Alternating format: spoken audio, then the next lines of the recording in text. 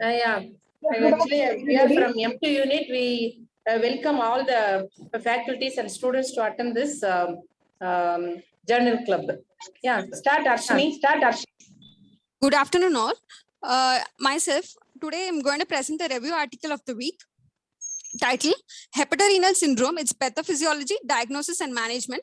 This article has been taken from the British Medical Journal from the September issue 2020. Introduction. Hepatorenal syndrome is an extreme manifestation of the renal impairment in patients with cirrhosis.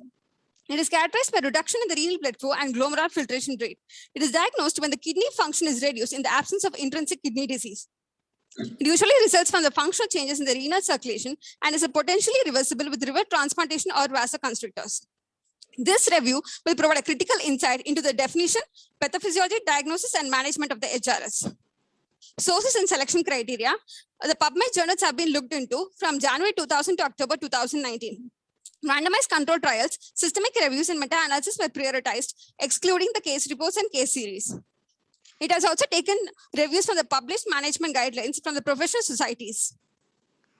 Moving on to the newer definitions and classifications, the definition of acute renal failure has evolved over the past 2 decades. The initial criteria, which is a rifle, was later then defined by the Akin criteria, which was further refined by the KDIGO. Similarly, in 1990, the International Club of Ascites defined acute renal failure in cirrhosis, which was increase in serum creatinine of 50% from the baseline to a final concentration of at least 1.5 milligram per deciliter. In 2015, ICA issued a revised recommendation, according to which the AKI is classified as stage 1, stage 2, and stage 3. The stage 1 is defined as increase in the serum creatinine of more than equal to 0.3 milligram per deciliter, or an increase in the serum creatinine of more than equal to 1.5 to 2-fold from the baseline. This was further subcategorized as stage 1A, where the serum creatinine is less than 1.5 milligram per deciliter, and stage 1B, in which creatinine is more than 1.5 milligram per deciliter. The stage 2 is defined as an increase in serum creatinine of at least 2-fold to 3-fold from baseline. The stage 3 is when the increase in creatinine is at least 3-fold from the baseline, or a serum creatinine of more than equal to 4 milligram per deciliter with an acute increase of more than equal to 0.3 milligram per deciliter, or the need for initiation of renal replacement therapy.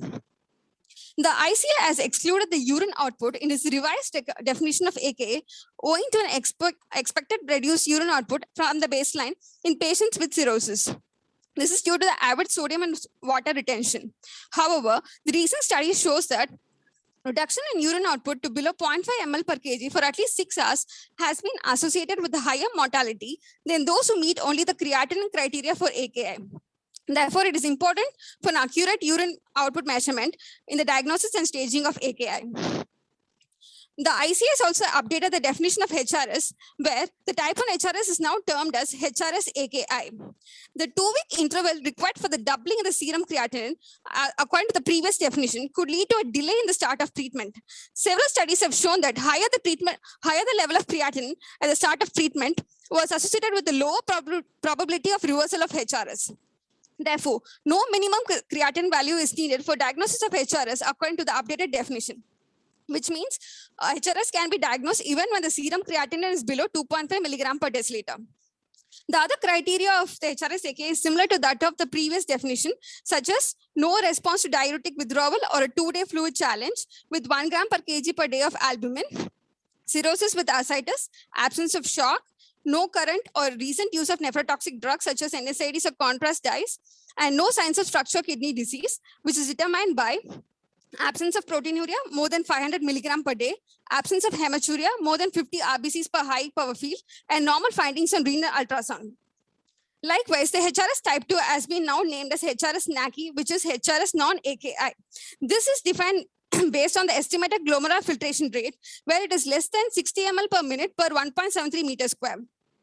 If the duration is less than 3 months, it is termed as HRS acute kidney disease. If its duration is more than equal to 3 months, it is defined as HRS chronic kidney disease. Moving on to the pathophysiology, circulatory dysfunction. The hemodynamic changes in patients with cirrhosis are linked to the sodium retention, development of ascites, and subsequent renal dysfunction. In cirrhosis, there is an increased hepatic resistance along with the splenic vasodilatation. This is due to the increased production of the vasodilators such as nitric oxide, prostaglandin, and endocannabinoids, which in turn causes a decrease in the peripheral vascular resistance and decrease in the effective arterial blood volume. The systemic vasoconstrictor pathways, such as the renin-angiotensin-aldosterone system and increased sympathetic activity in arginine vasopressin, causes an increase in the sodium retention and decrease in the effective free water clearance, as well as renal vasoconstriction, all of which can cause a decrease in renal blood flow. In early stages, the kidneys are able to maintain the glomerular filtration rate due to the vasodilatory effects of the renal prostaglandins, such as prostacyclin and PGE2. However, this balance is disturbed by the progression of the liver disease and use of NSAIDs, which inhibit the prostaglandin synthesis, thereby reducing the filtration fraction.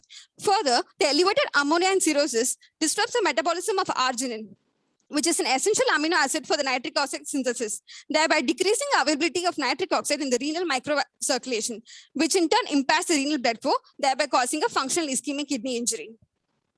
Systemic inflammation is seen in half of the patients with HRS in the absence of any infection. It is driven by two major group of molecules, which are PAMs and DAMs. The PAMs are nothing but pathogen-associated molecular patterns, which represent the bacteria products, such as lipopolysaccharide, flagellin, and nigiricin. The DAMs are damage-associated molecular patterns, which are intracellular components released from the injured hepatocytes, such as heat shock protein, adenosine triphosphate, and genomic DNA. In the absence of overt bacterial infections, PAMs and DAMs cause an activation of the pattern recognition receptors, such as Toll-like receptors, which cause a release of pro-inflammatory cytokines. This in turn causes an increase in the arterial production of the vasodilators, such as nitric oxide, which causes a reduction in the systemic vascular resistance and effective arterial blood volume. It also has a direct effect on the kidney by increasing the expression of the Toll-like 4 receptors and caspase-3 in the tubular cells, which are part of the innate immunity.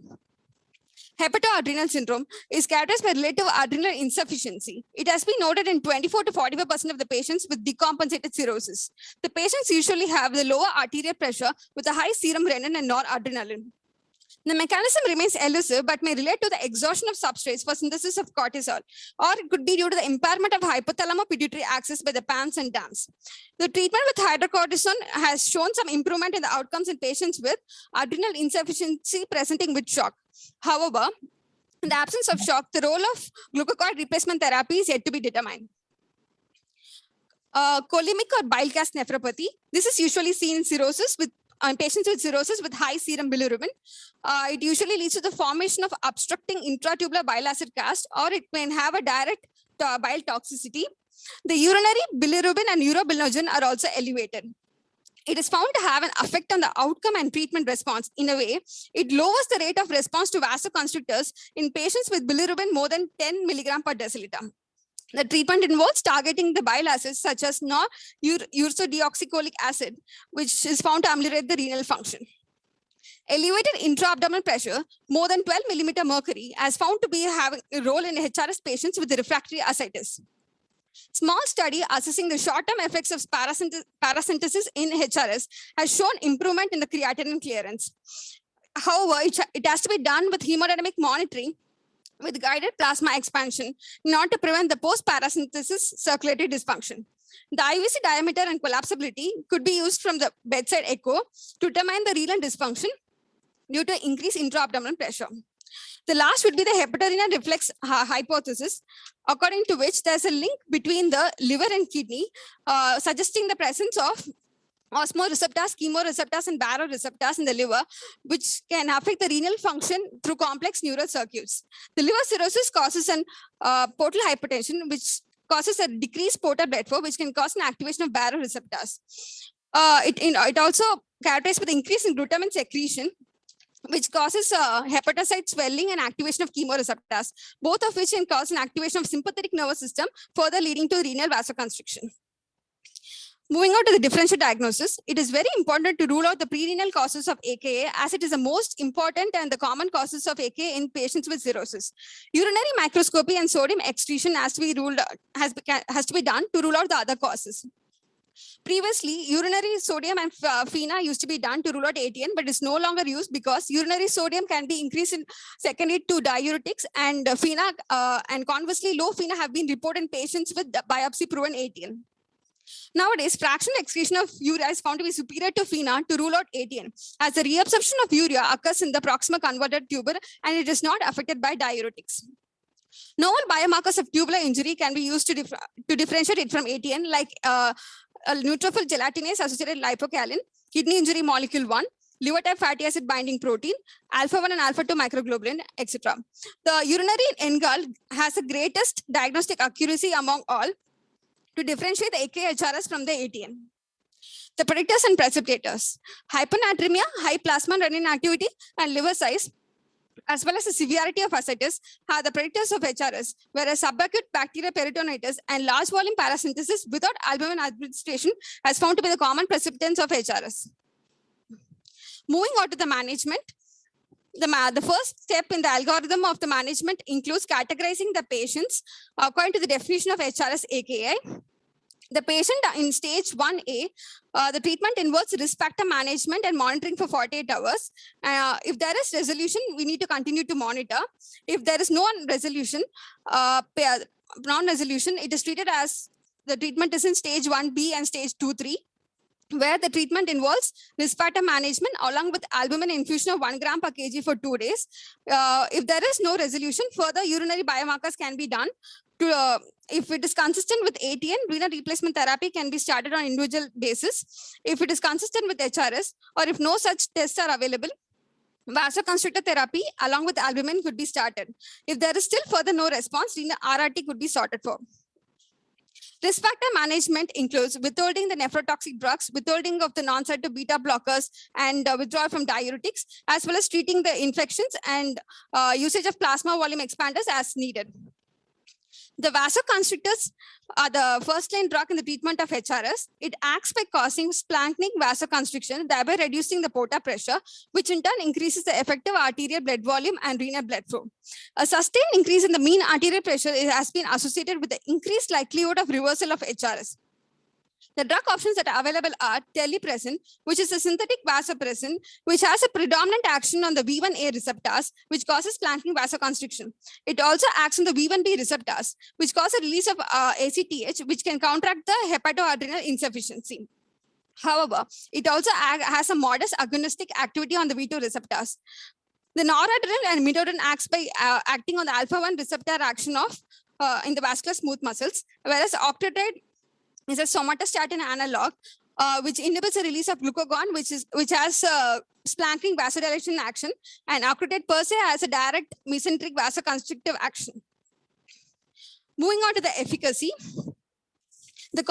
This is a comparative study trials assessing the efficacy of terlipressin, norepinephrine, and the combination therapy of midodrine and octreotide. It has been shown that terlipressin with albumin is found to be the most efficient in the treatment of HRS in terms of HRS reversibility as well as mortality. When compared to the placebo, the combination of midodrine and octreotide did not have any superiority in the outcomes, whereas terlipressin or epinephrine was found to be superior than the placebo therapy and was found to be equally effective. The midodrine is given at a dose of 7.5 to 15 milligram orally thrice daily, and octreotide is given as subcutaneous in the dose of 100 to 200 micrograms. The non-epinephrine is given as a continuous IV infusions at the rate of 0.5 to 3 milligram per hour, which could be titrated to achieve a mean arterial pressure increase of 10 millimeter mercury. The terlipressin is started with a dose of 1 milligram and can be titrated if there is no improvement up to maximum of 12 milligram per day. The serious adverse effects of terlipressin include peripheral ischemia, myocardial infarction, mesenteric ischemia, and pulmonary edema. Not to avoid these, it is usually given as continuous infusion rather than as bolus doses. The improvement in the renal function is usually preceded by a sustained increase in the mean arterial pressure of 5 to 10 millimeter mercury on an average from the baseline. The negative predictors for the treatment outcome are the high pre-treatment serum creatinine, high bilirubin, sepsis, and extrahepatic organ failure and systemic inflammation. Albumin. The albumin is very important in the treatment of HRS. There are several studies which have shown that albumin has a multiple mode of action, which includes volume expansion, positive cardiac inotropic effect, antioxidant, and anti-inflammatory effect. It also has endothelial stabilization, which has been shown in certain studies that patients with albumin infusion have lower plasma concentration of von Willebrand related antigen and factor VIII. It also has an important property to bind with wide range of substances such as bile acids, hormones, cytokines, nitric oxide, and bacteria products, which forms the basis of the molecular absorbent recirculatory system. The long-term use of albumin in decompensated cirrhosis has been assessed in large randomized control trials, which has shown that addition of the weekly albumin for about 18 months improved the overall survival and reduced the incidence of hepatorenal syndrome. The Preciosa 12 is a forthcoming trial, which involves assessing the effects of the long-term administration of human albumin in decompensated cirrhosis and ascites. The role of transjugular intrahepatic portosystemic shunts is very limited to a selected group of patients, which include patients who are diuretic intolerant and patients with refractory ascites. It benefits by reduction in the plasma renin, aldosterone, and non-epinephrine. The renal replacement therapy is indicated when there is an unresponsive to the drug therapy or in the setting of uremia and dyselectrolemia. However, it confers no survival benefit, could be used as a bridge to transplantation. Liver transplantation is the optimum treatment whenever feasible. The kidney recovery may not be universal in all patients. In such cases, a simultaneous liver and kidney transplantation is recommended. In the United States, the Organ Procurement and Transplantation Network policy for simultaneous transplantation includes a sustained AKI, which is defined by the need for dialysis or a measured creatinine clearance of less than 25 ml per minute for minimum of 6 consecutive weeks. There are 2 guidelines for the diagnosis, management, and prevention of HRS. One has been given by the American Association for the Study of Liver Disease, and another one is the European Association for the Study of Liver. The American guidelines was last updated in 2012 and does not contain any of its recent updates and definitions, whereas the European guidelines was published in 2018, which include all the recent updates. The major difference between the 2 guidelines would involve the option for the medical management, because terlipressin plus albumin is considered as a first-line therapeutic option according to the European guidelines, whereas terlipressin is yet to be available in United States. So the first-line treatment would be an albumin with the combination drugs of octreotide and midodrine. The emerging therapies would include serelaxin, which is a recombinant human relaxin 2.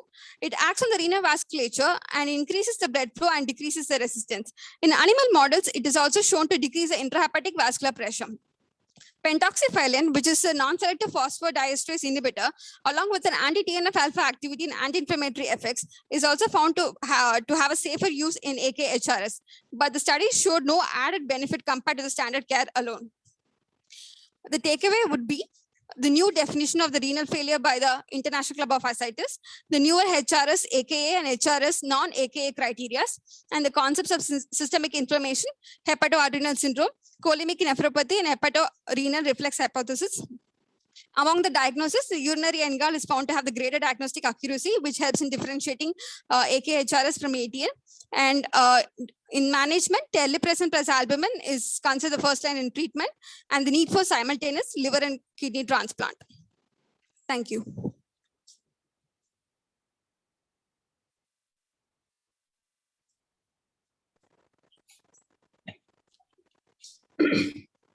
Thank you, Dr. Harshini. This was a very elaborate and nice presentation on the review article of hepatorenal syndrome. Actually, this review article is from the PubMed journal, collected information for a period of nearly 20 years from the year of 2000, from the randomized clinical trial, systemic review of and the meta-analysis, and as she rightly pointed, reviewed the published management guidelines from American and European Association of Liver Diseases and Kidney Diseases. So where they formed the new criteria for HRI, hepatorenal syndrome, like HRI-AKI and HRI-NAKI. And the newer definition for the done by the International Club of Ascites also updated the definition of hepatorenal syndrome type 1 to new terminology like HRS, AKI stage 1, 2, and 3 in respect to the serum creatinine value of 0.3 milligram per deciliter from the baseline value. So what is HRS? And she has very elaborately explained about the pathology and everything, which is a functional kidney disorder without intrinsic kidney injury, where proteinuria and hematuria and USC abnormality of the kidneys are absent. And it is an uncompensated hyperdynamic circulation as the hallmark of the AKI HRS. Additional contributions like systemic inflammatory reaction, circulatory dysfunction, which leads to the insufficiency in the producing the, as Dr. Harshini has elaborately explained about the bacterial translocation of PAMs and DAMs, which produce the circulatory cascade leading to hepatopulmonary and hepatorenal shutdown with the adrenal insufficiency. So everything she has given and presented in a nice way, and about the, and she also talked about the pathology and the new staging and the nephrology part and the coelomic nephropathy, intra-abdominal hypertension, hepatorenal defect hypothesis. Everything she talked so nicely, and about the differential diagnosis and the biomarkers, especially to rule out the tubular necrosis, the newer biomarker NGAL, that is neutrophilic gelatinase associated lipocalin, which is a new marker, biomarker identified to rule out tubular necrosis. And again, she has talked about the general measures which is to be followed in case of cirrhosis to prevent HRS manifestation, like prevention of dehydration by discontinuing the diuretics, beta blockers, and reducing the lactulose in case of excessive diarrhea, and blood transfusion in case of varicose bleeding, and workup of the sepsis, which is very much mandatory, and the empirical antibiotic in case to be started in case of the cirrhotic liver. And about the treatment, which is there is studies done on terlipressin plus albumin, or noradrenaline plus albumin, or octreotide plus midodrine plus albumin, where the response there may be no response or partial response, where the regression of AKI stage from a final serum creatinine more than equal to 0.3 milligram per deciliter from baseline of the creatinine, or complete response, there is reversal of the AKI from below 0.3 milligram per deciliter of baseline serum creatinine value. So about the important thing is, in the as per the European guidelines 2018, the exclusion criteria of creatinine cutoff for the diagnosis of the HRS AKI allows the earlier treatment of HRS AKI with vasoactive agents. So to conclude, for patients with established hepatorenal syndrome, terli plus albumin is the first line of treatment as per the European guidelines 2018, which is confirmed in the reverse and confirmed studies, where 19.6% and 29.1% improvement respectively compared to the albumin alone administration. Though liver transplantation is the optimal treatment, timely evaluation and the treatment of the HRS may prevent the kidney damage also. So I congratulate Dr. Harshini for a complete and elaborate presentation, and this is a nice review article. Thank you. Thank you, ma'am. Thank you, Madam Dr. Kalachelvi. Madam, just to add 2 more points to the critical analysis. Yes, madam. This review article is named as Hepatorenal Syndrome, Pathophysiology, Diagnosis and Treatment. The title does not explain the content. The content is actually, they are dealing with newer evolution of concepts, newer concepts that have evolved regarding the pathophysiology. So that should have been incorporated into the title. That is one critical point. The other is the drug trials that they have done, terlipressin alone or with albumin, with placebo. If you see the studies, they are not similar studies. One is saying they are single-centric, multi-centric, with placebo, without placebo, they are not similar. So when you say one drug combination is better than the other, generally it should be similar studies. So in that review article that has been analyzed, these studies have not been similar to say that yes, this is superior. Ultimately, I presume this is superior, but that is so. And finally, they have themselves touched in that article that at the end of the whole review, there is one unresolved point regarding SIRS. SIRS has a role, but what exactly is the role in the presence or absence of infection? That still remains an unmapped territory to tell in their own words. These are the 3 points. Otherwise, everything is done by Harshini is extremely well done. Thank you. Okay. Thank you, madam. Sir, HOD, sir? Madam. Sir, HOD, sir? So would you like to add also? Yeah, I totally agree with you. It's a meta-analysis. That's why, like, you don't have single center, multi-centric, all this kind of thing. It's a meta-analysis of the research which has been done and in the with hepatorenal syndrome for more than 10 years. It's an exhaustive thing. Like, see, the thing is very simple.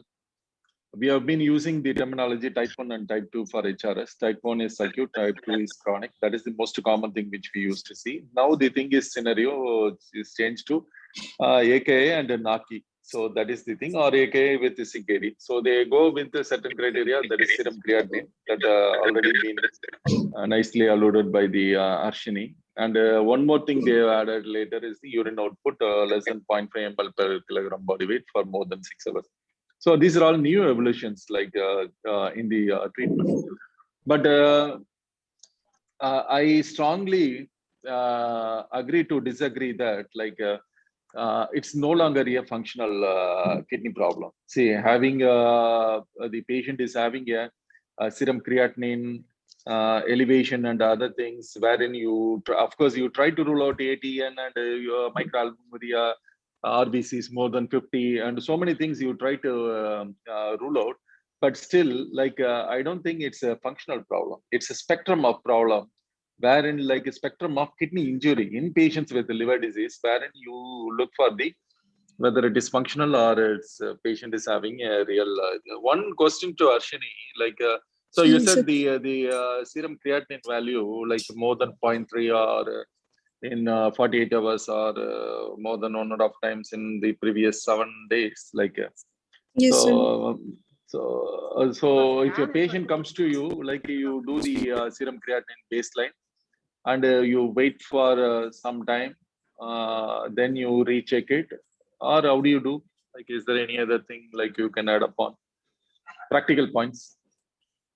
So for the baseline, if the patient has a previous baseline within 3 months, that can be taken as a baseline. Or after admission, the first value could be taken as a baseline. Further, during the course of the hospital, yes, sir. So the thing, yes, you said rightly, like the previous 3 months is the thing which we can take it as a baseline, and because like we'll be wasting much time in doing those kind of things. But what it can precipitate is usually the type 1 kind of, rather the AKI type of pattern. It get precipitated by some infection, yes, or GA bleed, or sometimes the large volume paracentesis without the administration of the albumin, or sometimes the overzealous use of diuretics, and Jose Maria and the Keshit Kondur Soluma. Overzealous use of diuretics, and sometimes the acute alcohol binge. So these are all some of the things that is responsible for the acute transformation. So that one need to remember as far as HRS is concerned. But as rightly said, like the madam said, like the inflammatory component is not being addressed.